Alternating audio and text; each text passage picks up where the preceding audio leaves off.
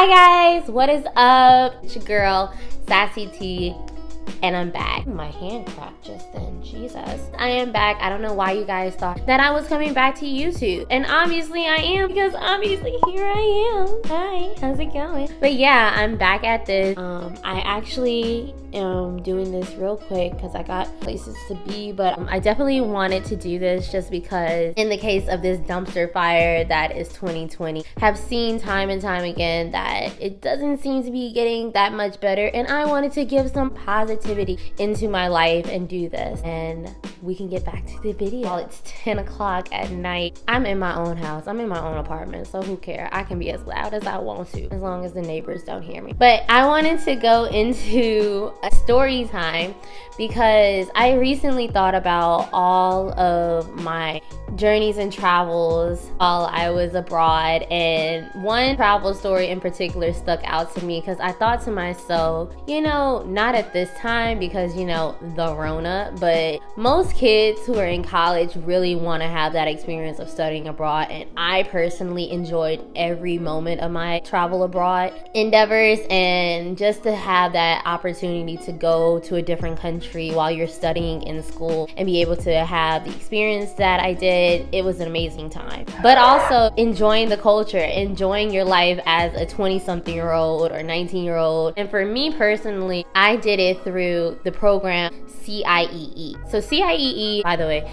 this is not sponsored. They do not give me money for this. If they want to, I would gladly take that. Thanks. But great thing about CIEE is that they not only take different students from different colleges all over the country, but they place them into a program where not only do they get to go study abroad in a different country, but they get to go on excursions while you're in that country. I personally picked Korea because obviously I love Korea. So basically the story starts off with me and my friends going to this international meet and greet club thing. It was not MB2 because that's like the notorious club that anybody who basically goes to Korea for the first time, they know that's like the club to go, even though it's pretty garbage. Like, you can ask anybody else. I enjoyed it just because it was a hip-hop club, but there was already other hip-hop clubs that were equally, if not way better than MB2. But it's more for the cloud, and more for not even the cloud, but even more so just so you can have a story. Because let me tell you, when you go to MB2, you're gonna have a story. But no, we actually went to Itaewon, and Itaewon is a neighborhood for all the foreigners or all the international things. So if you're in Korea and you are wanting something that reminds you of home, Italian food, waffles and chicken, you can find it there. So we were in Itaewon, and there was a club that was called,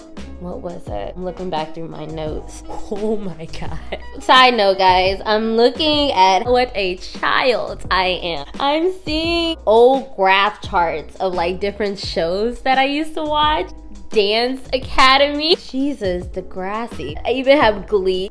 I don't know if y'all can see it, but it has the list of different characters and their relations to one another. That's so many. Mind you, I haven't looked at this notebook in a bajillion years, and now I'm using it for my YouTube notes, and I have so much trash in here. Anyways, the club was called B1. So we went to this club, and the way that this club was set up was, club actually goes underground, and so once you get in, you have to go down this like 2-flight staircase all the way into the basement. The building basically starts off where you turn, and first half of the club is like EDM, but if you kept going further down, it was the hip-hop part. So that's where everybody went, and you'll see this if you ever go to Korea, but I don't understand why all the clubs, like when it comes to like American music, they're either gonna play like super recent, like at that time it was that Cardi B song and like This Is America, or they're gonna play like super old music like Soulja Boy. I think at one point somebody was doing the Dougie, but they play really old songs you don't hear like until you go to like a family reunion or something. So all of us, all my friends, all of us in the international department, we were all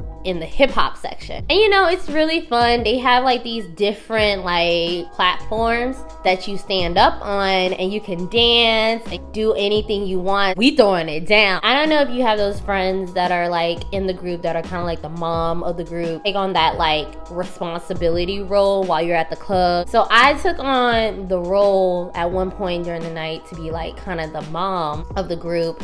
Like I had one point my friend, I don't want to use her name because I don't know if she wants me to use her name. I'll name her Courtney. So Courtney wanted to go with this guy and I was like, hold up.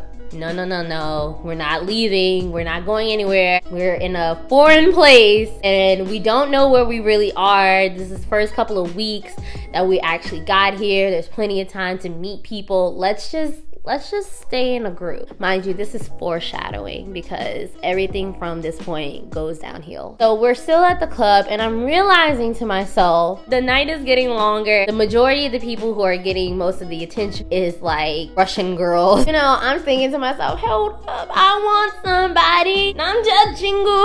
Really pathetic, really disgusting. Don't judge me, YouTube.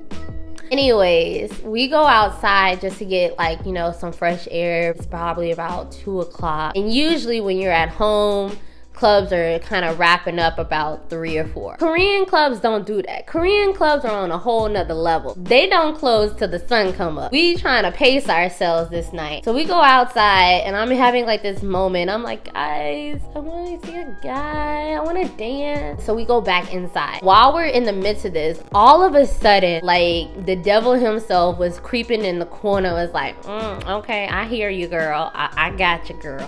So all of a sudden, while I'm dancing, you know, really somber-ish, all of a sudden I feel this muscular hand touch my shoulder and was like, excuse me. And I'm like, who is this behind me? All of a sudden, I'm dancing and I feel a hand touch like the side of my hip, side of my body and bringing me closer. So immediately I'm like, somebody, oh yeah, look. It's like touching up on me. Sir, we don't do this. Even if you were looking, you know, kind of scrumptious, we still, you know, ask permission. We ask for consent. And my friend who is in front of me is just like, and I'm like, okay. So I turn around and I see brown skinned Zac Efron looking at me and is like, you want to dance? And I'm like, oh, you cute and you foreign and you tall. Where you come from up in this Korean club? So we start to dance and it's a really fun time. I'm still in my keep my wits about me. He offers me a drink that is already in his hand. Now, listen kids, don't ever take a drink from somebody that you do not know and you don't know where that drink came from. Not even just in a foreign country, but down the street. So I took it. But I didn't drink it. So we go to the bar. I put the drink, you know, away some ways that he didn't see me place it down. And then we start talking. Let me give him some fake name. Adrian. Adrian was from France. He was from Lyon. And he was like, yes, I am here on business. And me and my friends want to come out tonight. And I'm like, okay. And so he basically asked me to go so we can like have some fresh air, go up to like the surface, go outside and talk a little bit more. First rule of warning, guys, you want to make sure that you are always in a safe place, always with a group of people, or at least having your wits about you with your phone. I did not do any of these things. My phone was in my friend Brian's bag. We had all put our bags together and all our wallets and all of our phones, because in Korea usually the clubs have it to where they have like this little station that you can drop off your stuff and you get like a little key and you can pick it up later, so you know you don't have pickpocketing issues.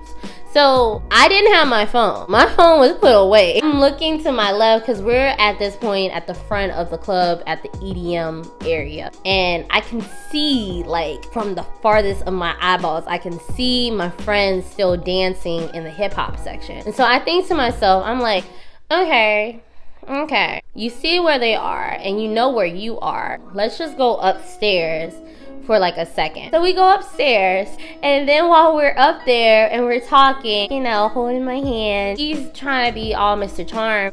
Would you like ice cream? I'm like, of course. My lactose intolerant self would love some ice cream. Thank God I'm in Korea and most of the people can't have more than 2% milk. Most of the dairy products are lactose friendly. So we get an ice cream, and all of a sudden we start walking. And the further I look, the more I see that we're getting further away from the club. Strike number 2, Taya. My brain is obviously telling me, get it together. Get your butt back to the club. You have absolutely no idea where you are going with a total stranger. I don't. I told you guys at the beginning, this is something you should never do. I'm telling you this story just as a forewarning that this could go immediately to the left, as it should, and you should not count your blessings. Like, don't do that to yourself. Like, so many things, even to this point, could have happened, but yet again, I was stupid. And then I'm with a nice looking muscular French guy. I keep walking, and then we get down this Korean back alley that they have there, like in Itaewon, like going down this alley hillway, and he's like, You know, I have this beautiful rooftop for my friend. we can go look at it. And I'm like, oh hell no, I ain't going nowhere with you. What I look like? So we walk in to get to the place. Y'all, I kid you not. This staircase up to the apartment was the scariest staircase I have ever seen in my life. Like, when I tell you, like, that staircase was like from the horror movie itself. It was rickety, it was steep, it was dark. Like, I could barely see anything up to the door. It took him about 30 to 40 minutes to get me up there, which the whole time I'm screaming to him. I'm like, I've seen Taken. I have seen it. I know what you do, Frenchmen. No, you try to bamboozle on a girl from America who is just trying to live her best life in another country. And you try to get them places so you can just take me. But guess what? Guess what? I'm from the South. You ain't gonna get this one. I'm gonna fight. I'm gonna bite. Y'all gonna wish y'all never touched me. He's like, no, it's not like that. It's not like that. I'm like, forget you. I know what you're doing. Don't know why, but I don't want to get killed. So I still walk up. The staircase. And each step, I'm thinking, this is how I die. My mama ain't gonna get my body. See the headlines in CNN now. Young little black girl stupidly gets kidnapped and sex trafficked. And they find her body in the Han River. They get to the door and he opens it. And it's a regular apartment. It's a regular little Korean apartment. My heart just like came out of my butt. And I finally got that sense of relief. But again, he was like, go to the bathroom. I'm like, oh, this is where they are. They're hiding in the bathroom. All 6 of his raping, gang, sex trafficking friends to take my body. So we open it. It's a regular bathroom. I go through the window, and then it's like this really, really regular rooftop with like little table, a little like fire thing. All I can see from across the entire rooftop is the city of Seoul. And I thought, oh, this is so cute, and I didn't die. I'm double happy. It must have been maybe, my friends would say differently. They would say I was gone for like 5 hours, but it must have been maybe like an hour I had left the club. And by that time, it was pushing like the sunrise. So then I was really, really excited to see like the sun hit like, you know, the city. So I was like in all awe and ecstasy, and with a French guy and living my best life out of, you know, every 13-year-old girl's fantasy, while being still stupid like all those 13-year-old fantasies. Oh my God, I'm still still kicking myself to this day that I did it, but he was definitely cute. Anyways, we spent some time up there. I leave. He did not get the cookie. He did not get the golden ticket. Let me stop your brains right there. I bet he was thinking in his whole entire playbook, like, I'm getting this girl ice cream. I'm buying her stuff. Like, I'm taking her to this really romantic rooftop, seeing the sunrise. I'm about to get that booty. And I'm like, actually, I gotta go. So realistic Taya came back into, you know, the brain, and I finally left. We walked back to the club. Mind you, it's a good crisp 5:30, almost 6 o'clock. See my friends, they're all hysterical, and rightfully so, just because of the fact that I was gone for 1+ hours. They could not find me. I did not have a phone. I had no way of reaching them or contacting them, so all they knew was I left with a stranger. And Amber comes up and she's like almost on the verge of tears. She's like, where were you? We were looking for you. Ben and Tyler are like searching all over the place for you. We were so worried. And while I'm getting chewed out, he's like on the other side of the like club like wall area outside looking at me while he's talking to his friends. So I'm kind of trying to be like, oh, I'm so sorry. Yeah, I'm so Taya. Really feeling bad because I really made all my friends worry because I was an idiot. And all of a sudden, while I'm like so apologetic and with a smile on my face, I feel the biggest hit to the back of my head. And when I tell you, I thought I was seeing Jesus, because I'm thinking to myself, who in their right mind just hit me? Like, hit me to the point where my wig glue popped off and I had to readjust my wig. I'm like, who did this? I had my fist up like I'm about to go to Korean jail. Did he have a girlfriend this whole time who didn't see me and like wants to fight? Is somebody trying to like really kidnap me now? All of a sudden I turn around and it's my friend Ben, who is almost on the verge of tears. He's like, where you been? We headed to the other clubs looking for you. And I was like, oh my God. Now I feel like absolute trash that everybody was like looking for me. I am that idiot friend. So anyway, that's the end of the story.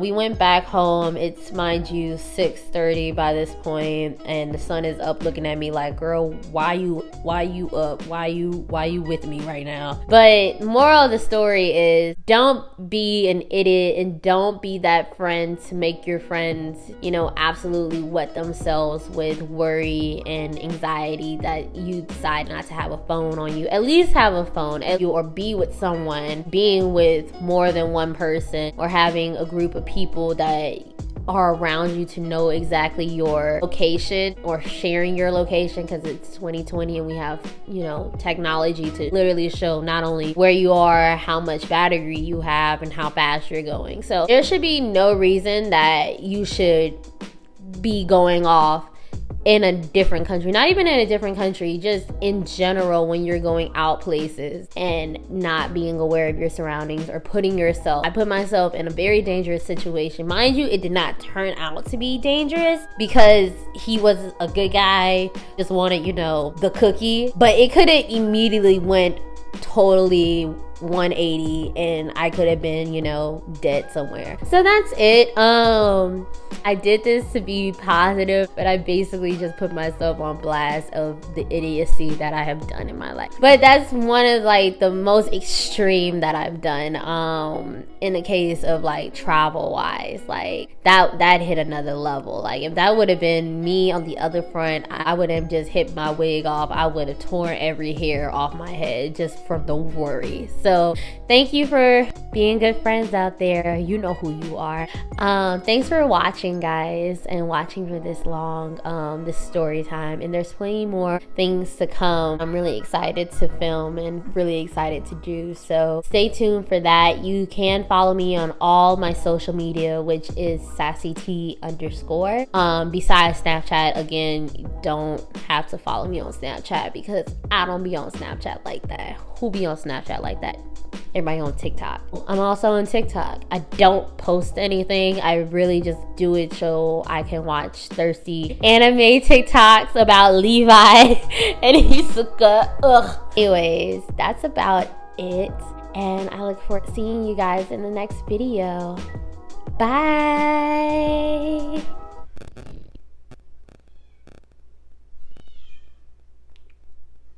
Are you gonna be quiet? Shush.